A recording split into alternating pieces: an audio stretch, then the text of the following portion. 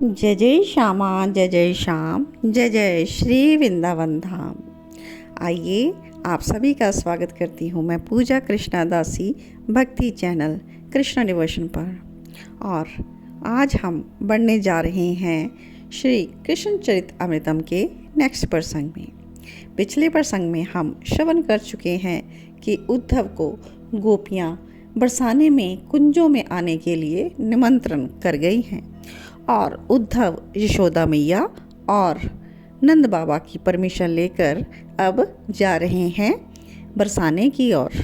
तो आइए आज के एपिसोड में प्रसंग में हम प्रवेश करते हैं जिसका शीर्षक है उद्धव की प्रेम दीक्षा।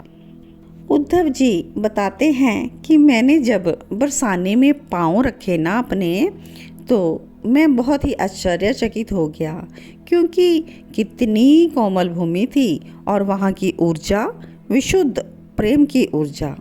थोड़े बहुत ज्ञान के संस्कार बचे थे मेरे, और वो यहाँ पर आकर वो भी संपूर्ण हो गए, नष्ट हो गए, संपूर्णता से नष्ट हो गए। अब उद्धव के पास कुछ भी शेष नहीं बचा। मेरे ऊपर ललिता सखी की पूरी कृपा थी।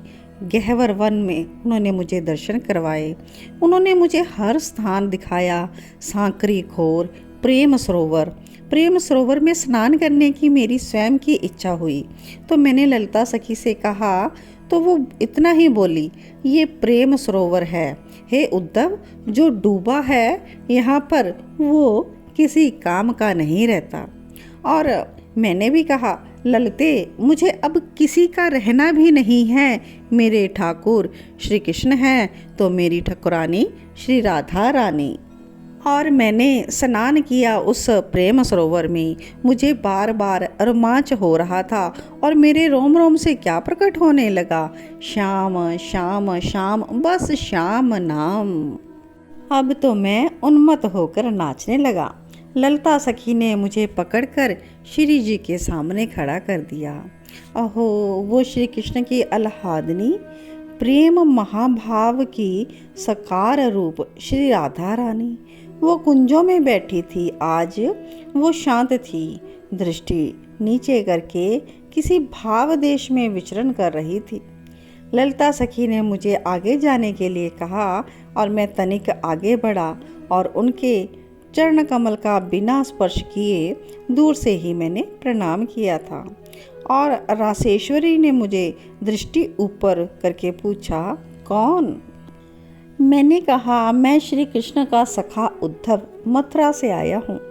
परिचय तो मैंने देना ही था, पर परिचय देने से तो विरहा कुल हो उठी श्री जी एक ही क्षण में। हा श्याम कहकर पुकारने लगी।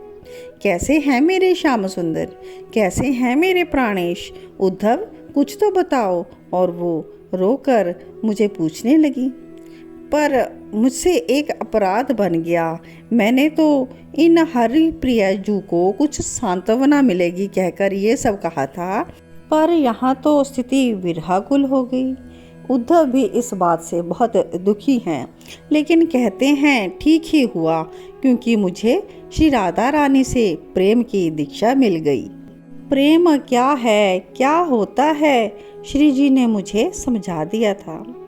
क्या कहा तुमने ऐसा उद्धव? यह उद्धव से विदुर जी पूछ रहे हैं। और फिर तुम्हें कैसे प्रेम की दीक्षा मिली, बताओ ना, मैं आतुर हूँ इस अद्भुत प्रेम प्रसंग को सुनने के लिए। उद्धव जी आगे कहते हैं कि मैंने हरिप्रिय से कहा कि हे हरिप्रिय, आप इस तरह से विलाप ना करें, आप इस तरह से अपने आप को कष्ट ना दें, ना रोएं। आप ऐसा कदे ही ना समझें कि श्री कृष्ण आपको भूल गए हैं या वो आपको स्मरण ही नहीं करते। हे कृष्ण प्रिय, उनके सामने आपका कोई नाम भी ले देता है ना, तो वो बिलख उठते हैं। कभी कभी तो देह भान भुलाकर हा राधा पुकारने लगते हैं। हे स्वामिनी, मैं आपके सामने झूठ नहीं कहूँगा, वो आपका स्मरण करते ही अलग ही हो जाते हैं। मथुरा के वो कहीं से लगते ही नहीं। वो विशुद्ध वनवासी होकर यमुना के किनारे किनारे चलते रहते हैं और आपका नाम पुकारते रहते हैं। हे सर्वेश्वरी, माता देव की भोजन देती है, उनसे वो भोजन नहीं किया जाता, नींद नहीं आती उन्हें, आपका स्मरण करते रहते हैं और कहते हैं कि मेरी राधा कैसी होगी, मेरी राधा मेरे बिना कैसे रहती होगी। तो हरिप्रिया कहती हैं कि मैं ठीक हूँ उद्धव, जाकर कह देना मेरे प्रियतम को। ये क्या हो गया, अब तो राधा रानी गंभीर हो गई।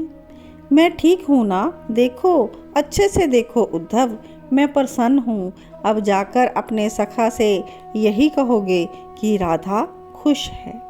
अब तो मैं समझ नहीं पाया कि ये क्या कह रही हैं राधा। पहले तो रो रही थी और अब कह रही हैं मैं प्रसन्न हूँ। और इतना कहकर शांत हो गई श्री राधा रानी मेरी। और उन्होंने देखा, उद्धव तुम इस प्रेम मार्ग में नए आए हो, इसलिए तुम्हें क्या कहना क्या नहीं कहना इसका भान भी नहीं है।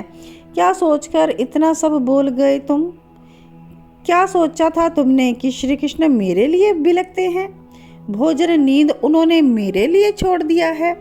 ये सब मैं कहूँगा तो राधा खुश होंगी। क्या सोचकर तुम ये सब बोल गए उद्धव कि श्री कृष्ण मेरा नाम लेते ही सब कुछ छोड़कर यमुना के किनारे दौड़ पड़ते हैं? ये सब मुझे प्रसन्न करने के लिए तुमने कहा, पर तुम प्रेम के सिद्धांत को समझ नहीं सके। प्रेम अपने प्रियतम को दुखी देखकर कभी प्रसन्न नहीं होता। उद्धव, प्रेम तो वो है कि हमें भले ही लाखों दुख कष्ट मिले पर हमारे प्रियतम को कुछ ना हो। हमें भले ही कुछ हो जाए पर मेरा प्रियतम सुखी रहे। वो ना आए यहाँ, कभी ना आए, पर जहाँ भी है ना वहाँ पर सुखी रहें।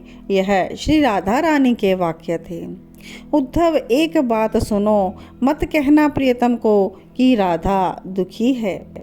और तात जैसे ही यह वाक्य श्री जी के मुखारविंद से मैंने सुने, मैं हिलकियों से रो पड़ा। ऐसा प्रेम मैंने तो कभी कल्पना भी नहीं कही थी। ऐसी कहना राधा प्रसन्न है, कहना बरसाना में राधा खुश है। प्यारे, आप खुश रहो, बस आपकी खुशी में ही हम सबकी खुशी है। ये कहते हुए श्री राधा रानी शून्य में ताकने लगी और अन्य सब गोपियाँ रोने लगीं। ललता सखी ने संभाला श्री जी को। पर तात उसी समय मैंने श्री राधा रानी के चरण की धूल को अपने माथे से लगा लिया और अपने नैनों को मूंद कर उन्हें अपना गुरु मान लिया और प्रेम की दीक्षा मिल गई थी मुझे श्री राधा रानी से और श्री राधा रानी को मैंने अपना गुरु मान लिया। प्रियतम के सुख में सुखी रहना, आहा क्या दिव्यता थी इस प्रेम में। स्वयं का कोई अर्थ ही नहीं, बस तुम खुश रहो, यानी प्रेमी खुश रहे।